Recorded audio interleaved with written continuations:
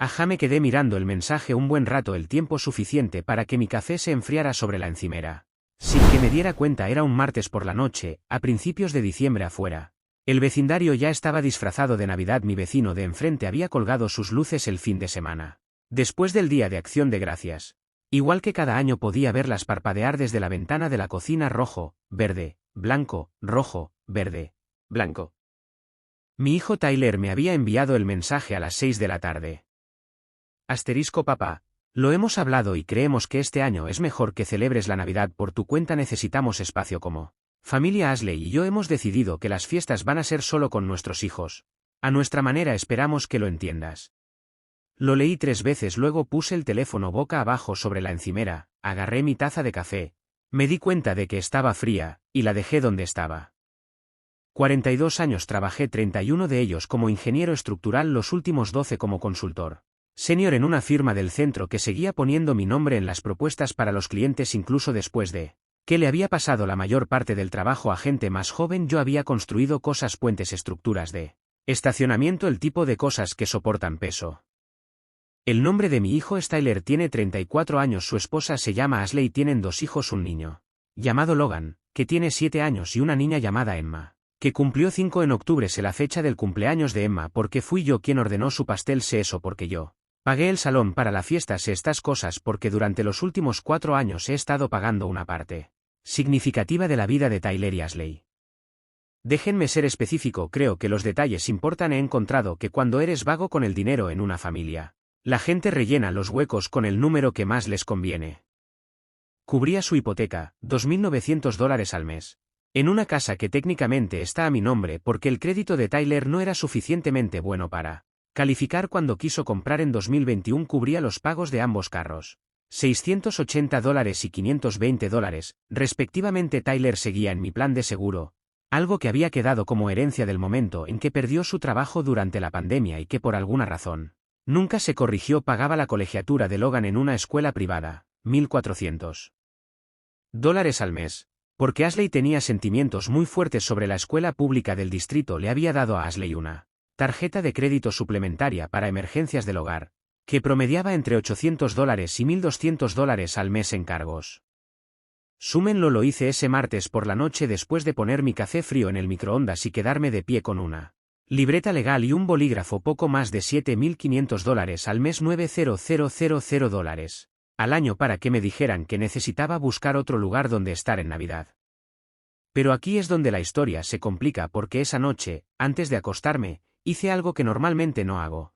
Revisé los estados de cuenta de la tarjeta suplementaria que le había dado a Ashley, no por desconfianza.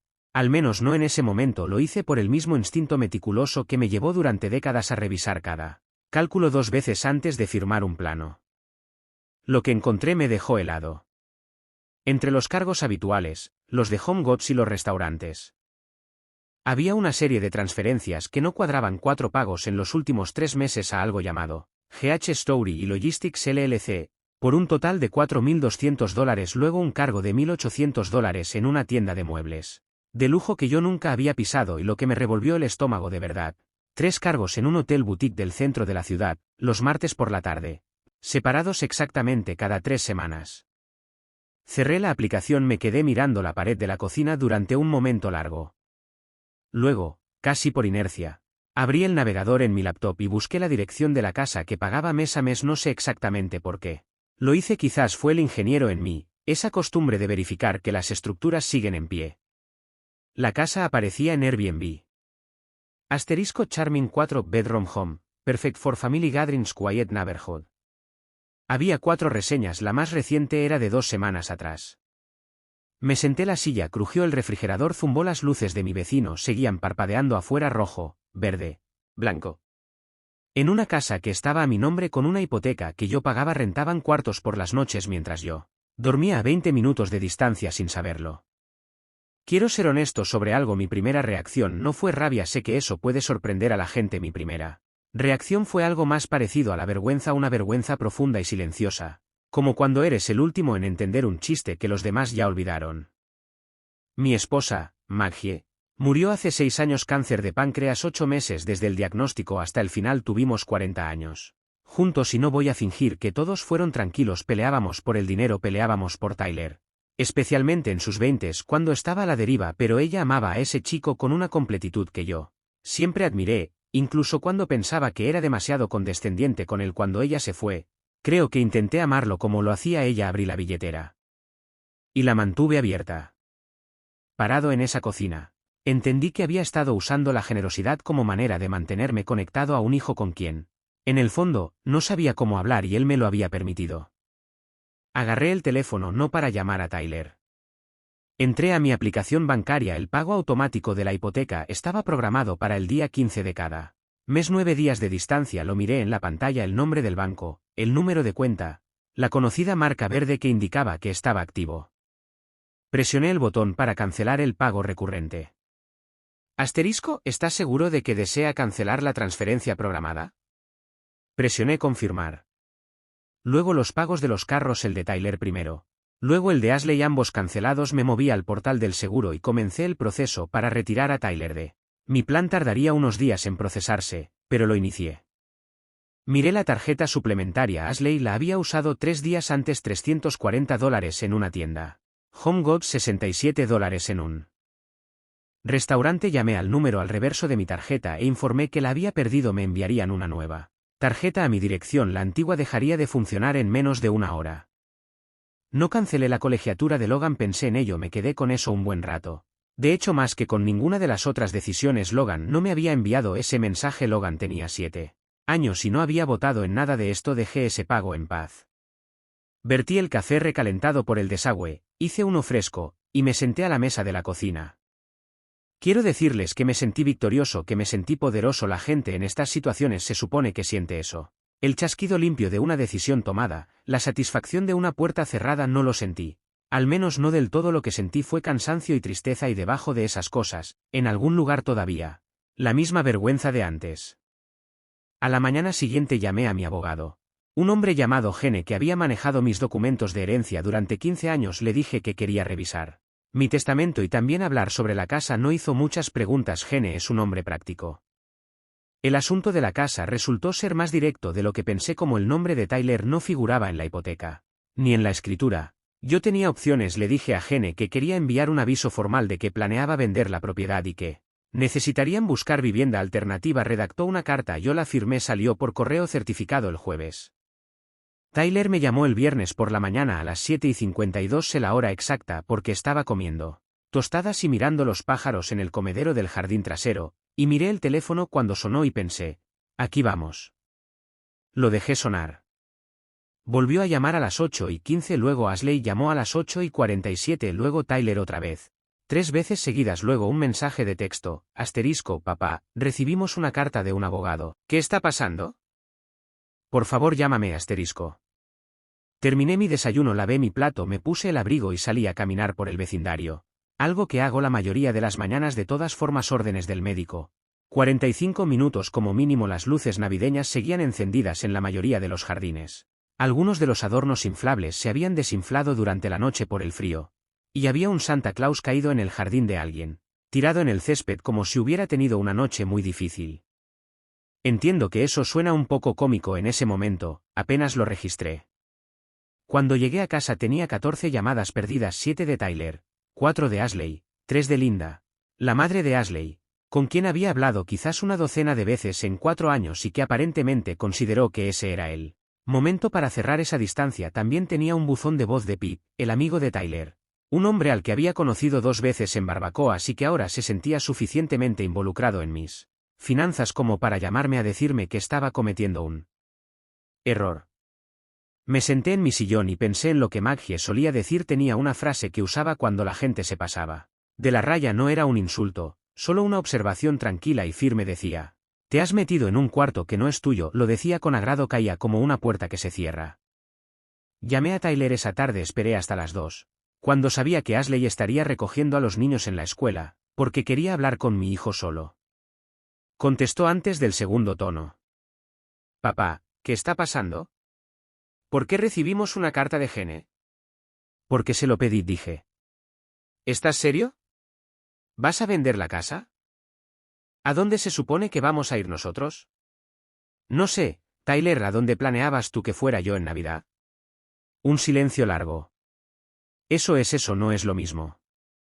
Ya sé que no es lo mismo, dije, no estoy vendiendo la casa como castigo, la estoy vendiendo porque es mi casa y he estado cargando una hipoteca de una casa en la que no vivo para que tú y Ashley puedan tener algo que no podían pagar solos, y el mensaje que me enviaste el martes dejó muy claro que me ves como algo diferente a un familiar, así que estoy haciendo algunos ajustes.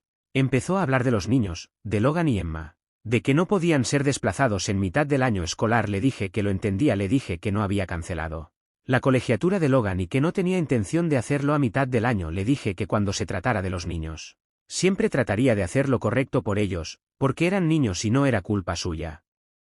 Se quedó callado cuando dije eso.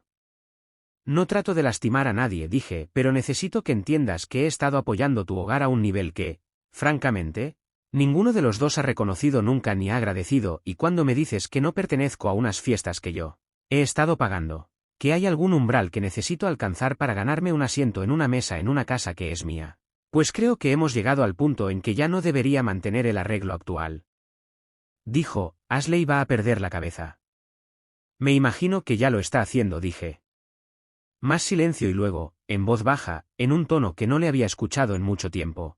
Quizás no desde que era adolescente y algo realmente le había llegado, dijo. Realmente no pensé en cómo sonaba ese mensaje. Ya lo sé, dije.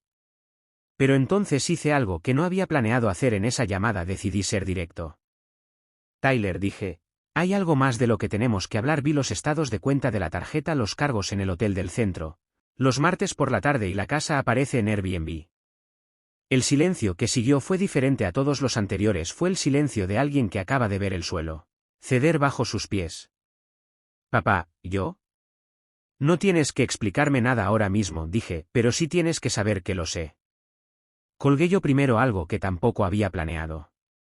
La semana siguiente fue genuinamente desagradable. Linda me dejó 2 buzones de voz más un primo de Ashley llamado Brice, cuya existencia yo no conocía previamente. Me envió un mensaje en Facebook llamándome vengativo. Llamé a Gene 2 veces para asegurarme de que los papeles estuvieran en orden. No dormí tan bien esa semana, no mal, solo superficialmente, como cuando algo sin resolver está sentado en el fondo del cuarto. Mantuve mi rutina: caminata matutina, desayuno, 1 hora de lectura. Había estado leyendo una biografía de Frederick Law Olmsted, el arquitecto paisajista, un hombre que pasó décadas construyendo cosas de uso público de las que nunca se beneficiaría personalmente. Lo encontraba reconfortante de una manera que no intenté analizar demasiado. Mi vecino de enfrente, Bernard, un director de secundaria jubilado, notó que algo estaba pasando, no porque yo le dijera nada, no lo hice, sino porque Bernard tiene esa percepción que desarrollan las personas que han pasado décadas manejando adolescentes. Tocó a mi puerta una tarde con una cazuela que había preparado su esposa. Nos sentamos en mi cocina y no hizo ninguna pregunta, solo hablamos del libro de Olmsted y de si la ciudad iba a arreglar el bache al final de la calle. Fue una de las mejores noches que tuve ese mes.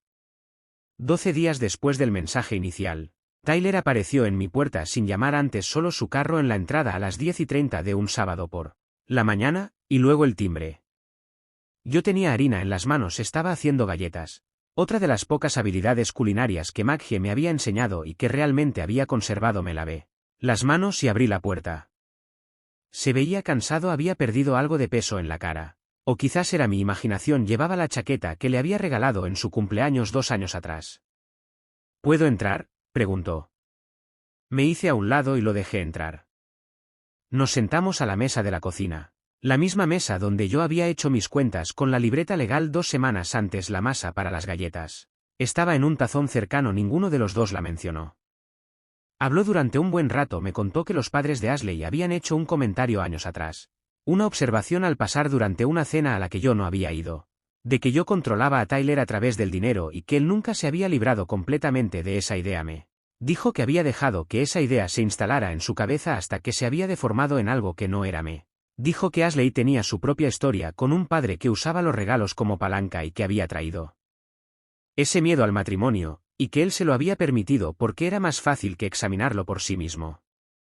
No dijo nada de esto bien, tropezó y se repitió, y en un momento presionó las manos planas sobre la mesa como si tratara de sostener algo firme.